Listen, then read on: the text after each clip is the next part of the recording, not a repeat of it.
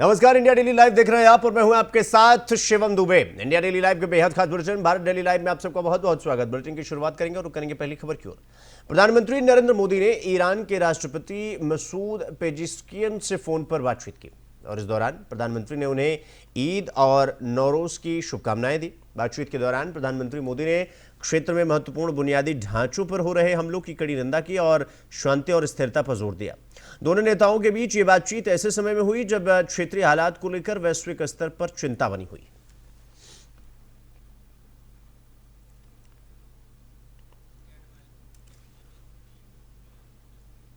तो दिल्ली की मुख्यमंत्री रेखा गुप्ता ने शनिवार को नई दिल्ली में प्रधानमंत्री नरेंद्र मोदी से उनके आवास पर शिष्टाचार भेंट की और इस मुलाकात की जानकारी प्रधानमंत्री कार्यालय ने सोशल मीडिया के जरिए साझा की। गौरतलब है कि रेखा गुप्ता ने फरवरी 2025 में दिल्ली की मुख्यमंत्री के रूप में शपथ ली थी, जिसके साथ ही लंबे समय बाद वो राजधानी में भाजपा की सत्ता में वापसी हुई थी और इससे पहले उन्होंने राष्ट्रपति द्रौपदी मुर्मू और उपराष्ट्रपति जगदीप धनखड़ से मुलाकात की थी। और आपको बता दें कि मुख्यमंत्री ने विकसित दिल्ली के लक्ष्य को प्रधानमंत्री के मार्गदर्शन में आगे बढ़ाने की प्रतिबद्धता दोहराई है।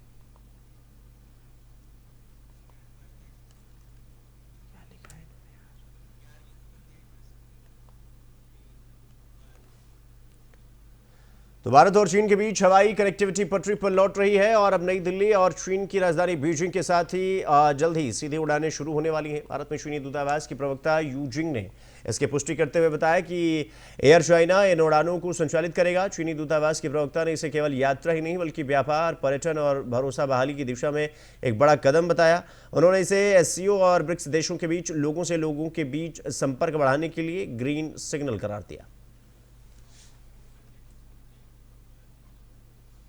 तो मुंबई के मलाड पूर्व स्थित कुरार इलाके में एक चिंताजनक घटना सामने आई, जहां लड़कियों के साथ अभद्रता और मारपीट का मामला सामने आया। ऑटो रिक्शा में बैठने को लेकर शुरू हुआ विवाद देखते ही देखते हिंसक हो गया।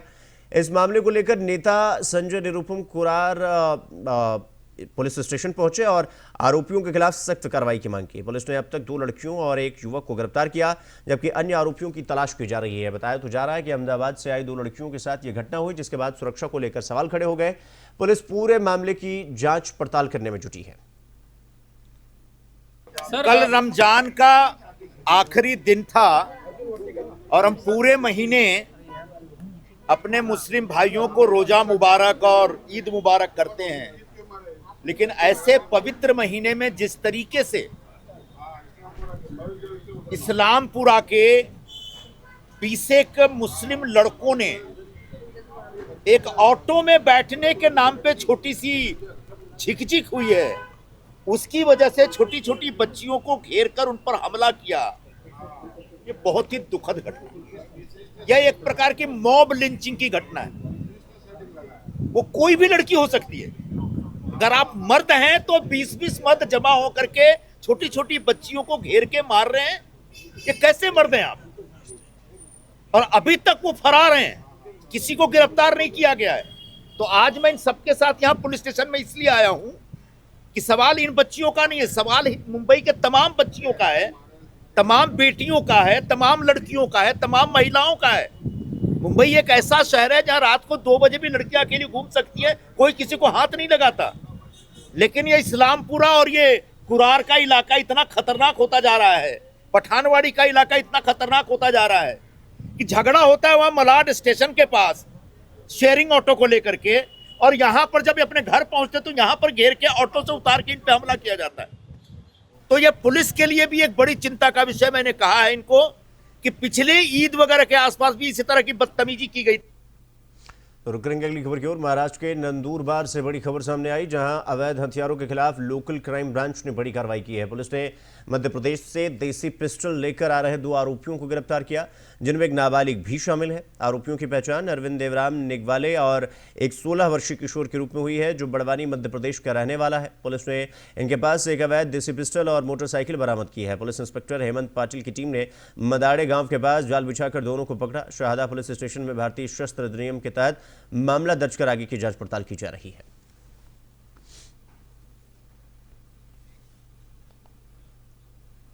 तो गुजरात के जंबूसर और आबोद तालुका में यात्रियों की सुविधा को ध्यान में रखते हुए विधायक डी के स्वामी के हाथों नई एसटी बसों का लोकार्पण किया गया। गुजरात सरकार द्वारा जंबूसर एसटी डिपो को 3 और आमोद एसटी डिपो को एक नई बस दी गई, जिससे ग्रामीण और शहरी क्षेत्रों की कनेक्टिविटी बेहतर होगी। इस मौके पर बड़ी संख्या में जनप्रतिनिधि और एसटी विभाग के कर्मचारी मौजूद रहे। विधायक डी.के. स्वामी ने कहा कि ये बसें जनता के लिए सरकार का उपहार हैं और इनकी देखभाल करना सभी की जिम्मेदारी है। नई बसों के शुरू होने से विद्यार्थियों और नौकरी पेशा लोगों के लिए ये बड़ी राहत की खबर है। मातरम भारत माता की जय। आज रोज जंबूसर आमोद विधानसभाમાં ગુજરાત સરકાર વાહન વ્યવહાર નિગમ દ્વારા આમોદ સાળંગપુર બોટાદની બસ શરૂ કરવામાં આવી, તેમજ જંબુસરથી દ્વારકા વાયા રાજકોટ થઈને દ્વારકાની બસ શરૂ કરવામાં આવી છે। તો એ બદલ ગુજરાત સરકારના માનનીય મુખ્યમંત્રી શ્રી વાહન વ્યવહાર મંત્રી હર્ષભાઈ સંઘવી તેમજ પ્રવીણભાઈ માળીનો આજના દિવસે હું ખૂબ હૃદયપૂર્વક આભાર વ્યક્ત કરું છું। વિશેષમાં જંબુસર આમોદ વિસ્તારના સૌ ભાવિક ભક્તો આ બસનો ખૂબ લાભ લે અને કાયમ માટે દ્વારકા અને સાળંગપુરના આ વિસ્તારના હરિભક્તોને સૌ ભાવિક ભક્તોને દર્શન થાય અને આનંદિત થાય। માતરમ ભારત માતા की जय। रुक करेंगे अगली खबर की ओर। यूपी के बुलंदशहर में कोतवाली देहात क्षेत्र के नया गांव मिर्जापुर में एक दर्दनाक हादसा हुआ, जहां खेलते समय एक बच्चा गंभीर रूप से घायल हो गया।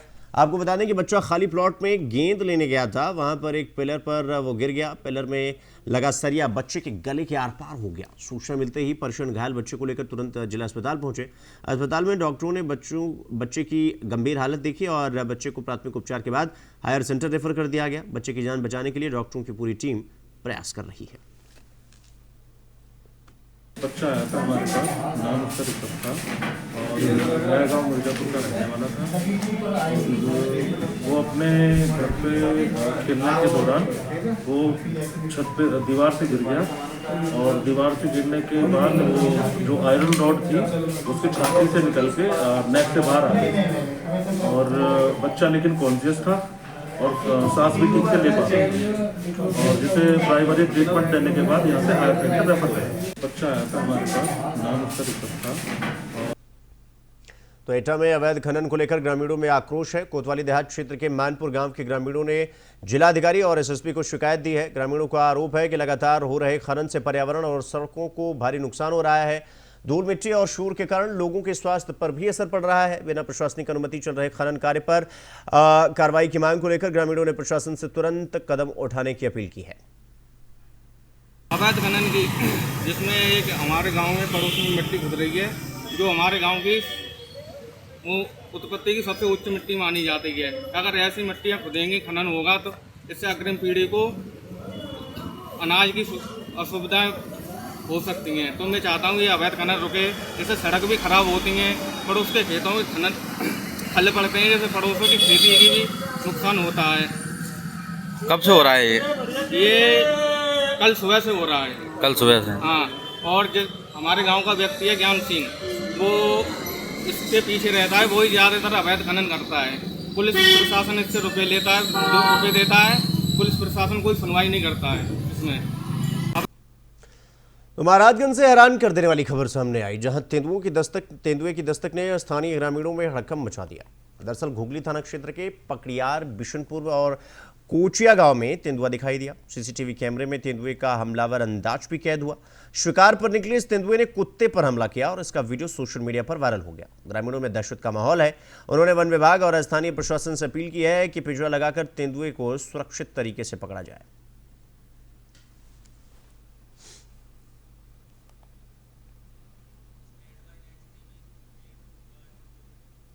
तो जौनपुर में पुलिस ने सुजानगंज थाना क्षेत्र में हुई गोलीकांड की जांच में लंगड़ा ऑपरेशन चलाया और इस कार्रवाई के दौरान आरोपी और पुलिस के बीच मुठभेड़ हुई।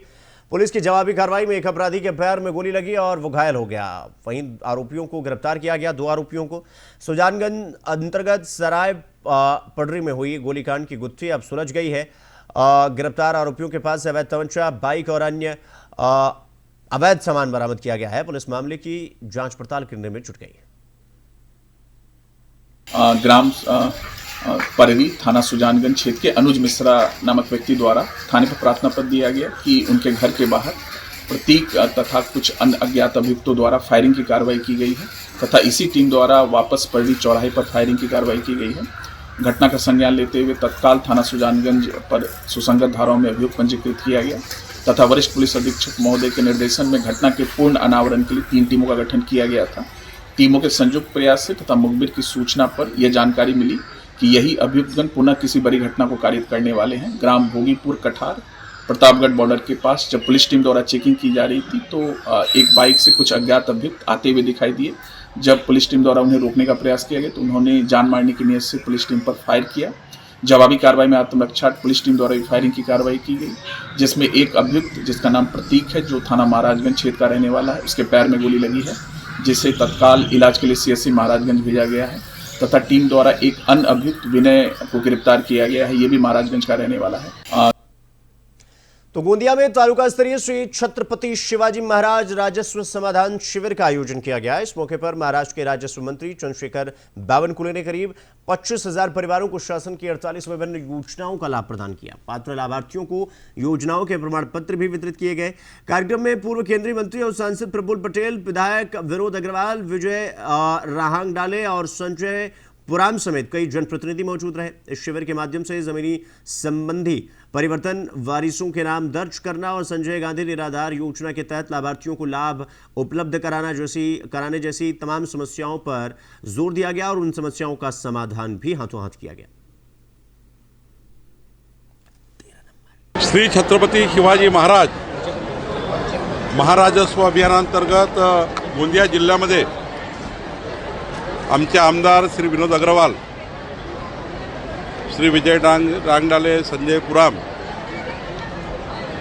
यांच्या वतीने आणि खास करून विनोद अग्रवालजीने पुढाकार घेऊन जिल्हाधिकारी आणि संपूर्ण टीम, मुख्य कार्यकारी अधिकारी, जिल्हा परिषद आणि टीम, पोलीस अधीक्षक आणि टीम यांनी बसून आज मला आनंद आहे, आमच्या महसूल विभाग आणि सर्व विभाग मिळून आज जवळपास श्री छत्रपती शिवाजी महाराज महाराजस्व अभियानांतर्गत तालुकास्तरीय मेळावा या ठिकाणी घेण्यात आला होता आणि जवळपास 10,000 लोकांना प्रत्यक्ष लाभ या मेळाव्याच्या माध्यमातून आम्ही दिलेला आहे आणि यावर्षी आम्ही टार्गेट केलेलं आहे की यावर्षी कमीत कमी 25,000 लोकांना प्रत्यक्ष अप्रत्यक्षरित्या त्यांना प्रत्यक्ष लाभ।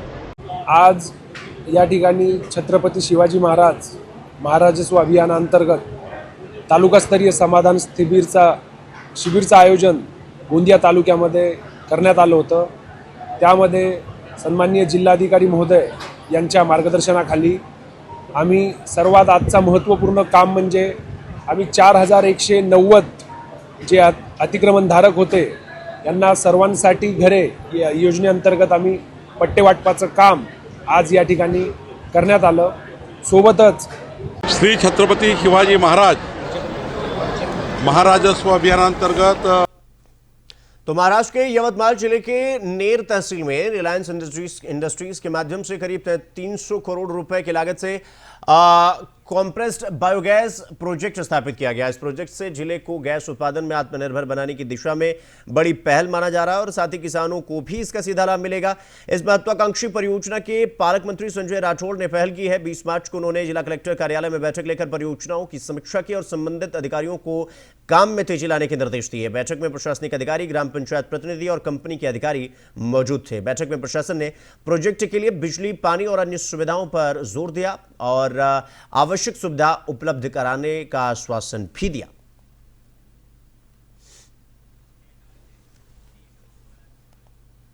तो डिजिटल इंडिया के युग में अब गांव भी हाईटेक हो रहे हैं। दरअसल वलसाड जिले के प्रसिद्ध पर्यटन स्थल तीथल ग्राम पंचायत के नाम एक और बड़ी उपलब्धि दर्ज हुई है। ई गवर्नेंस और तकनीक को अंतिम छोर के व्यक्ति तक पहुंचाने के लिए नेक उद्देश्य के साथ तीथल ग्राम पंचायत ने गुजरात में पहली बार व्हाट्सएप चैटबॉट सेवा का शुभारंभ किया है।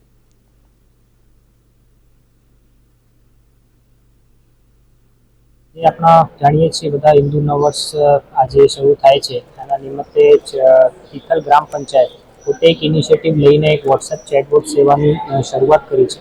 આ વોટ્સએપ ચેટબોટમાં ગ્રામ પંચાયતને લગતી મહત્તમ જે બાબતો છે જેમાં વેરા વસૂલાતની બાબત છે કે કોઈને ઘર બેસે વેરા ભરવાનું છે, પંચાયત જવાની જરૂર નથી, સરકારી કઈ કઈ યોજનામાં કયા ડોક્યુમેન્ટ રિક્વાયરમેન્ટ છે, કયા ફોર્મ રિક્વાયરમેન્ટ છે એ જાણવાના છે। સૌપ્રથમ પંચાયત અમારી ડિજિટલ થવા જઈ રહી છે અને સૌને ઘર બેઠા સુવિધા મળે એના અમારા લગભગ 1.5-2 મહિનાથી મારા પ્રયત્ન ચાલુ હતા અને અમને ખૂબ જ મોટી સફળતા મળી છે અને અમે આજે આ વોટ્સઅપ ચેટબોટનું અમે નિર્માણ કરી શક્યા છે.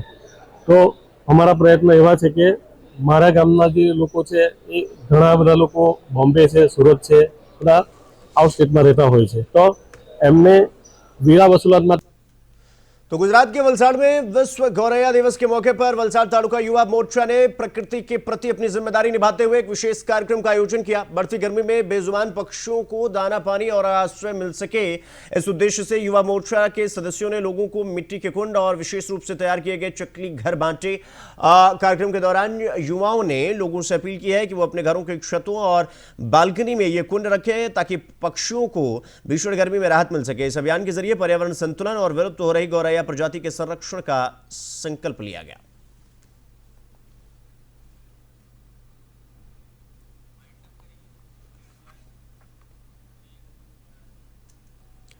तो बुलेटिन में फिलहाल अभी के लिए बस इतना ही, लेकिन देश और दुनिया की तमाम बड़ी खबरों को देखने के लिए देखते रहिए इंडिया डेली लाइव और मुझे दीजिए इजाजत। नमस्कार। जिसको कहीं अपना हमदम